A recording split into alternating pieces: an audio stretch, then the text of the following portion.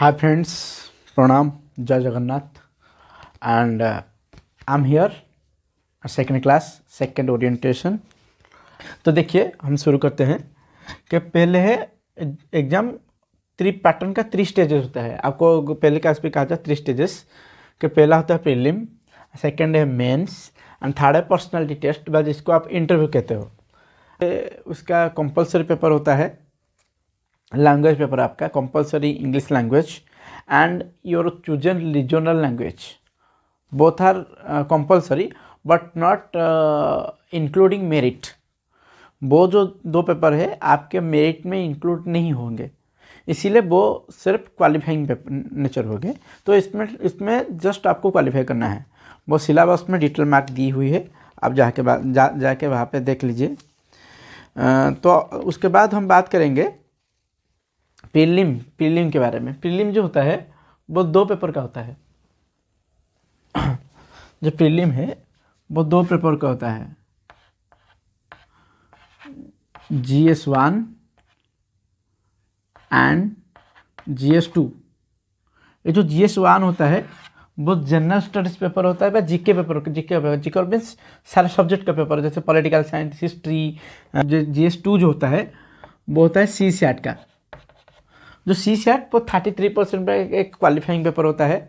वहाँ पे आपको 33% मार्क से रखना है। अगर रख दिए तो आपका एलिजिबल हो जाएगा आपका पेपर 1 इवैल्यूएट होने के लिए। अगर आप CSAT में फेल हो गए हो, 33% एक्वायर नहीं कर पा रहे हो, तो आपका पेपर 1 इवैल्यूएट ही नहीं होगा। इसका मतलब आप डिस्क्वालीफाई हो जाओगे। तो ये देखो, दूसरे पर आते हैं हम मेन के।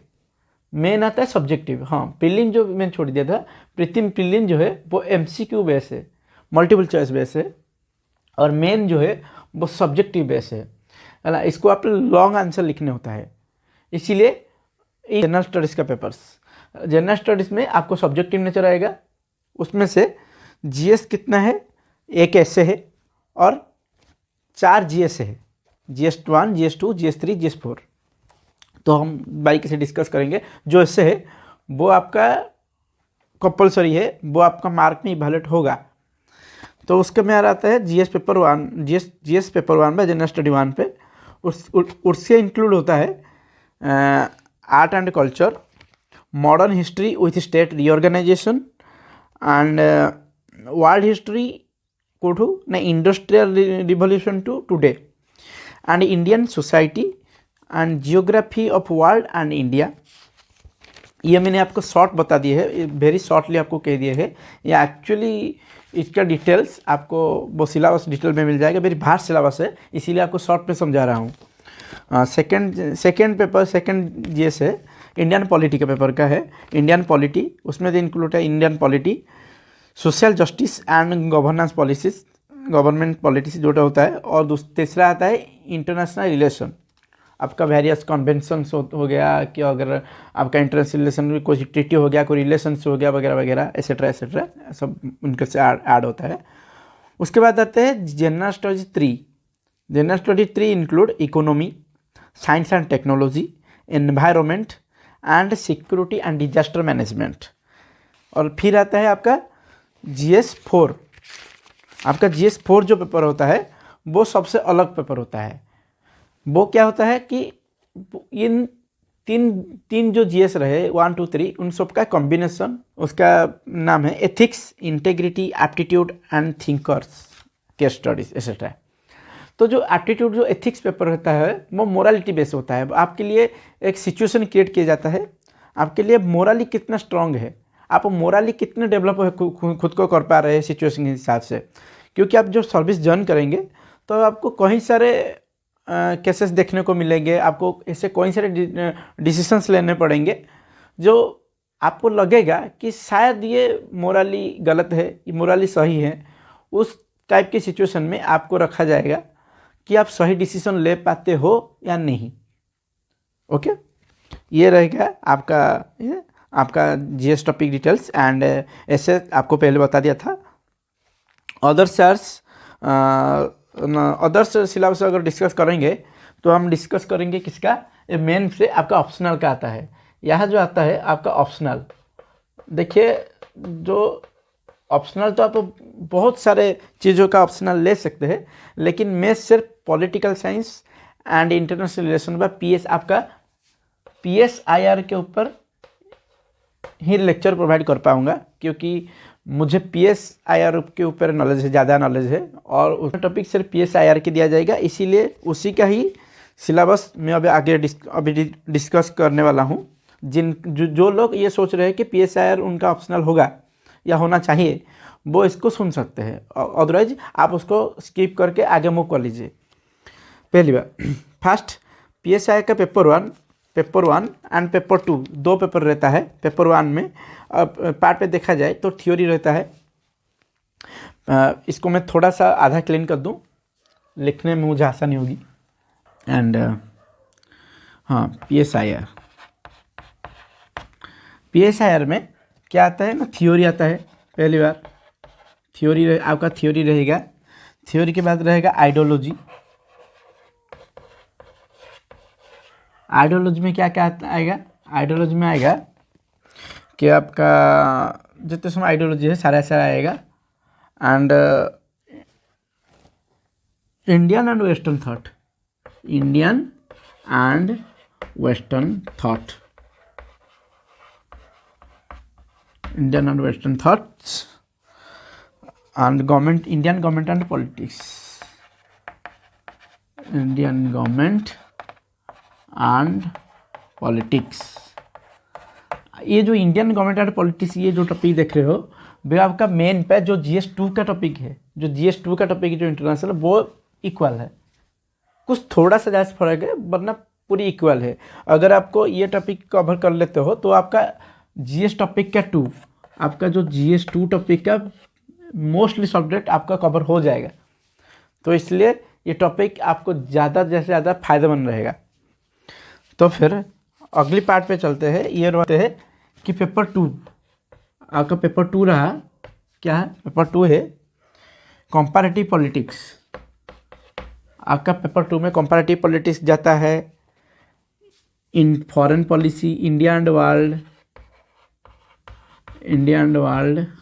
And international relation. India and world ये जो है, ये फॉरेन पॉलिसी है। ये सारे के सारे आपको दिख जाएंगे आपके सिलेबस में, डिटेल में है। सिलेबस मैंने टेलीग्राम पे अपलोड कर दूंगा, आप जाके वहाँ से देख लीजिए। ये जो सिलेबस है वो आपका मैंने दे दिया है कि आपका ऑप्शनल को कम्प्लीटली GS4 हो गया। उसके बाद आपका एक, हाँ पहले ये देख रहा हो, ये जो PSIR होता है वो 500 मार्क का होता है। तो सोच समझ कर आप ऑप्शनल चूज करते टाइम सोच समझ कर ऑप्शनल चूज कीजिए, वरना आप फंस सकते हैं, आप परेशान हो सकते हैं, आपका सिलेक्शन रुक सकता है। लेकिन जो ये 500 मार्क है वो आपका हाथ में है। ये जो GS4 है, जो 1 2 3 4 GS है, वो आपके लिए कंपलसरी है, आप इसको चूज नहीं कर सकते। लेकिन जो ऑप्शनल है उसको आप चूज कर सकते हैं। वाइजली अगर आप थॉट करेंगे, पहले लोग क्या कहते हैं कि दूसरों से सलाह लेते हैं कि मुझे क्या लेना चाहिए।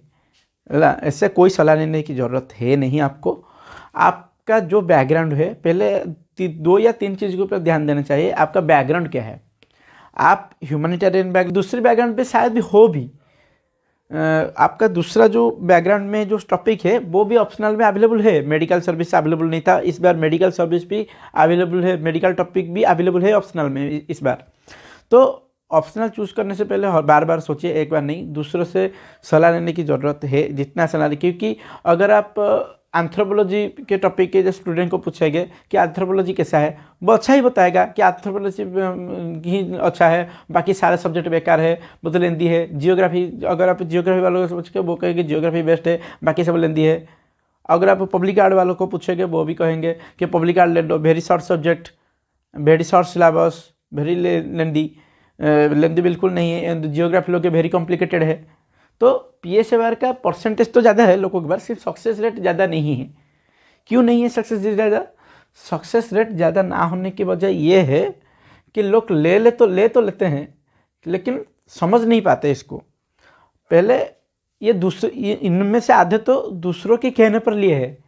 जो दूसरे के कहने पर रास्ते पे चल रहा हो उसे कैसे पता चलेगा कि रास्ता कितना डिफिकल्ट है और रास्ता कितना आसान है। तो रास्ता, मेरे सलाह ये है कि रास्ता खुद चूज कीजिए। आप ये देखिए कि आप ऑप्शन में इसको हैंडल कर पाएंगे या नहीं। अगर आप किसी भी बैकग्राउंड पे नहीं हो, आपका टॉपिक किसी पे भी नहीं है उसमें, तो आप एक काम करें, 15 दिन की टाइम लीजिए, सारे सब्जेक्ट की जितने सब्जेक्ट आपको पसंद है, 1 या 3 या 2 या 3 4 सारे की सिलेबस लीजिए। उसके मटेरियल में थोड़ा सा PDF आपको ऑनलाइन में हर जगह मिल जाएगी। आप थोड़ा सा 1 चैप्टर या 2 चैप्टर पढ़िए। अगर आपको इंटरेस्टिंग लगता है तो आप उस टॉपिक को सिलेक्ट करिए, वरना फंस सकते हैं, बुरी तरह फंस सकते हैं। आपका अटेम्प्ट भी बेकार जाएगा, आपका वक्त भी बर्बाद होगा, है ना। आप क्या करेंगे, ये सक्सेस के पीछे भाग तो रहे हैं, परिश्रम कर रहे हैं, लेकिन सक्सेस नहीं मिलेगा। क्यों नहीं मिलेगा? क्योंकि आप गलती इधर कर रहे हो ऑप्शनल पे, जो आपको डिटरमाइन, आपको डिसाइड करेगा। की फैक्टर, गेम चेंजर कहते हैं उसको, ऑप्शन को। तो चलते हैं पर्सनालिटी टेस्ट की ओर। तो ये जो पर्सनालिटी टेस्ट है, मेन पे जो लोग कैंडिडेट क्वालिफाई होते हैं वो पर्सनालिटी टेस्ट पे जाते हैं। पर्सनालिटी टेस्ट जो होता है वो बड़ा इंटरेस्टिंग होता है। कुछ लोग समझ लेते हैं इसको इंटरव्यू, एक्चुअली इसको इंटरव्यू कहा जाता है, लेकिन आप अगर सिलेबस देखोगे, सिलेबस में लिखा है it is not an interview, it is a personality test. आपका व्यक्तित्व को वो जज कर रहे हैं, ना कि आपकी नॉलेज को। आपका नॉलेज प्री और मेन में डिफाइन हो चुका है। तो याद रखिए, इंटरव्यू जो भी लोग जा रहे हैं, अभी भी इंटरव्यू चल रहा है, जो लोग जा रहे हैं, पहले 2 तरह के लोग होते हैं। पहले अंडर कॉन्फिडेंट और दूसरा है very over confident. Under confident का मतलब क्या है कि वेरी नर्वस जा के जा रहे हैं कि क्या पूछेंगे हमें। उन्हें ये नहीं पता है कि क्या ही पूछेंगे। अगर तुम इतने नर्वस हो, बस हो, पहले एक बात याद रखिए, जो इंटरव्यू ले रहे हैं वो सब सीनियर IAS ही, ज़्यादातर लोग सीनियर IAS ही हैं।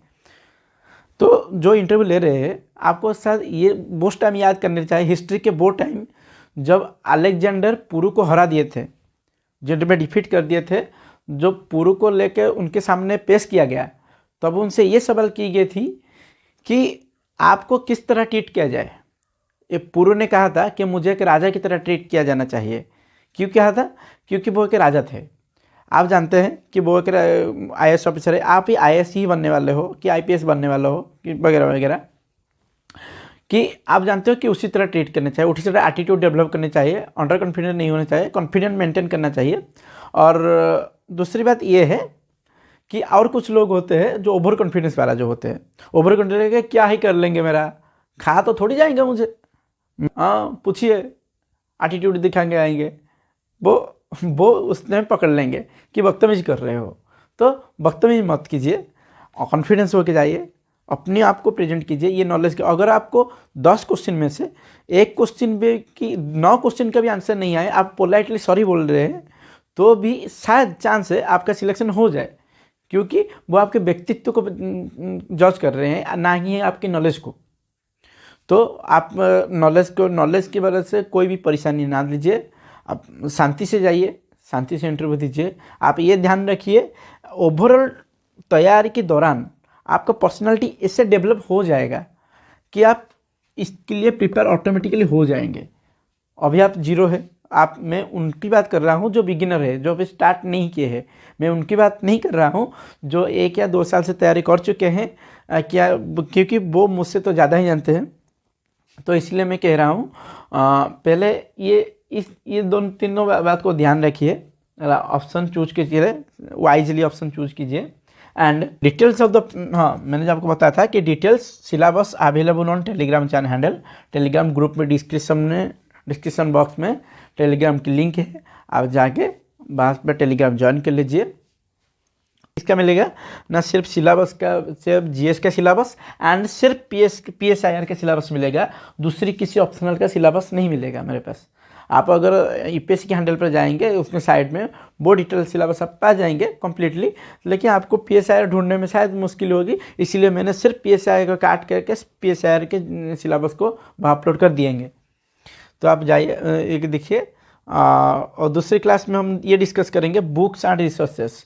अब मैं आपको पैटर्न के बारे में जान गए, तो हम ये अगली क्लास में हम ये जानने की कोशिश करेंगे कि आप अगर बिगिनर हो, आपके अगर, क्योंकि ये जो इंडिया है, इंडिया में लोग क्या कहते हैं, तो ज़्यादातर लोग जो सपने देखते हैं कि कुछ लोगों की बैकग्राउंड होते हैं, कुछ बैकग्राउंड नहीं। अगर आप टॉपर्स की लिस्ट देखेंगे तो शायद कुछ 10-15 या 20 समथिंग जिनको बैकग्राउंड वाले ही आते हैं, आ जाते हैं। बाकी rest of all very middle class background से आते हैं। तो हर मिडिल क्लास के पास इतना पैसा तो होता नहीं कि वो कोचिंग इंस्टीट्यूट जाए के ज्वाइन कीजिए करें। हाँ, हालांकि ये ज़रूरी है कि PW एंड खान सर के द्वारा बहुत कम पैसों में कोचिंग सेंटर की अवेलेबिलिटी दी गई है, लेकिन वो तो कोचिंग सेंटर दी गई है ना, वो जो फैकल्टी दे रहे हैं ये गारंटी नहीं है ये अच्छा पढ़ा सकते हैं, लेकिन वो स्टूडेंट के चॉइस है कि वो अच्छा पढ़ा रहे हैं, कि वो एक्सेप्ट कर रहे हैं कि या नहीं कर रहे हैं, कि उनकी भी एक लिमिटेशन होते हैं। वो हर स्टूडेंट को, भारत की हर स्टूडेंट को एजुकेशन नहीं दे सकते एट ए टाइम, क्योंकि उनका भी एक लिमिटेशन है, कुछ क्राइटेरिया है। तो ऐसे कुछ बच्चों को जो मैं ऐसे बुक लिस्ट प्रोवाइड करूँगा कि आपको दूसरी मटेरियल की ज़रूरत नहीं पड़ेगी। दूसरी मटेरियल की बिना ज़रूरत पड़े आप घर बैठे ही तैयारी कर सकते हो। कुछ बेसिक मटेरियल आपको खरीदने पड़ेंगे, वो भी आपको डिटेल में बताऊंगा।